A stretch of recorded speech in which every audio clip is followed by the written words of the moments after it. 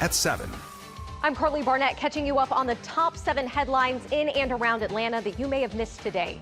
Breaking news now at 7, DeKalb County police swarming Stone Mountain Park after 6 shots were fired. Police say the gunman took his own life. Atlanta News First Madeline Montgomery is on the scene. She's going to have a live report in less than 90 seconds. An unhoused person was killed by a city vehicle when they were trying to clear a homeless encampment in Atlanta.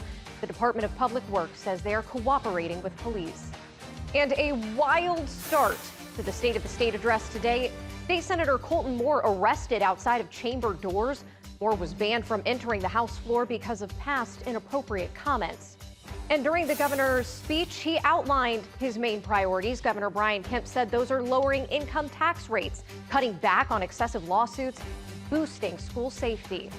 Enough fentanyl to kill 500,000 people. A North Georgia man now indicted for having the deadly drug after a raid near Rome in November.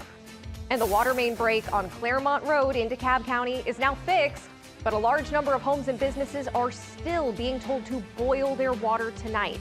The Boil Water Advisory map is on our website now.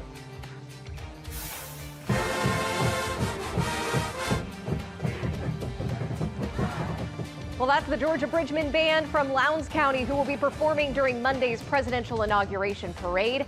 They are one of just 4 high school bands nationwide to be selected. To learn more about all of these top stories, just go to our free Atlanta News First app.